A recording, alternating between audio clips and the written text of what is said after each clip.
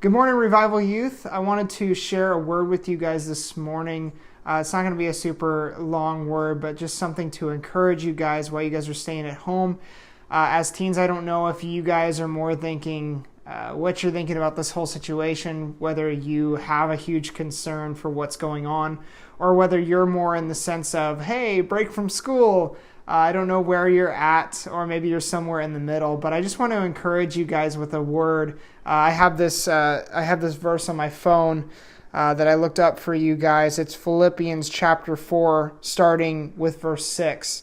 And it says, "Do not be anxious about anything, but in every situation by prayer and petition with thanksgiving present your requests to God.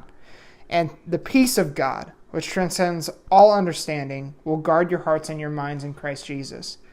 So where you guys are at right now in this season of staying home and maybe you're anxious about school. Maybe that's what's stressing you out right now, is maybe you're worried about the way school is going to be and the way it is and the challenges that this online stuff is causing for you.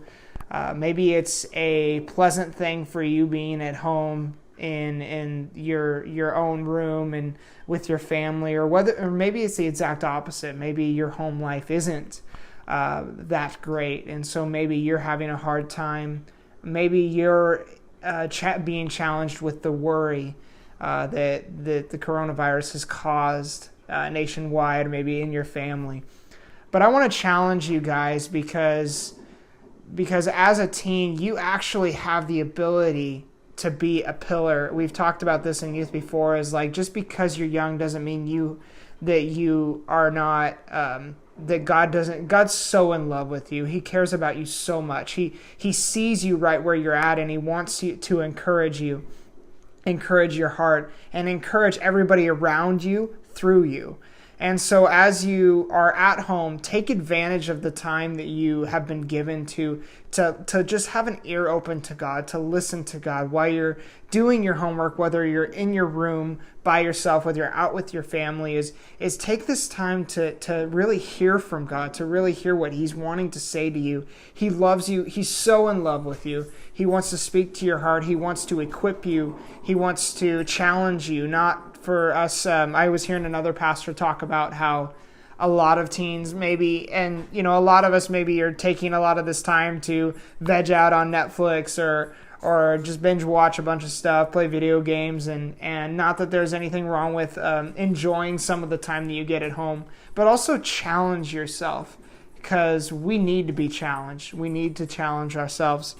So I want you guys just to be encouraged by this. And some of you, maybe you are worried about this virus. Maybe it is concerning for you and your family, or maybe you're somewhere where you're not too sure what's really going on. You're just kind of know that you're home, you know that you're having school at home, and you know that you have to stay home. Maybe it's just feeling like a break for you. I don't know where you're at, but I want to challenge you guys. Don't just view it as I just have to stay home and keep myself busy with TV or whatever. But challenge yourself. And this next part, so in verse 8 of Philippians chapter 4, says, "Finally, brothers and sisters, whatever is true, whatever is noble, whatever is right, whatever is pure, whatever is lovely, whatever is admirable, if anything is excellent and praiseworthy, think about such things. Whatever you have learned or received or heard from me or seen in me, put into practice, and the God of peace will be with you." So whatever you're going through, if you're stressing out, if you're dealing with some stuff right now, just know that God's peace can be with you. He loves you so much. He wants to comfort your heart. He wants to calm the anxiety about whether it's about the virus or whether it's about the schoolwork that maybe you're kind of having to do on your own right now. So I just want to encourage you with that. Take this. I didn't want it to be a long message, but I want it to be an encouraging one as you guys are stuck at home right now and not able to do a lot. I know that some of you enjoy that. Some of you are like, no, I want to go outside.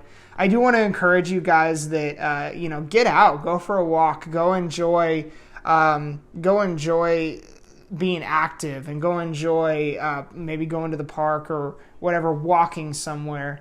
But at the same time, be careful in, going in and out of stores and stuff like that. Just make sure that you are taking this seriously, not just for you, but for your family and for your friends.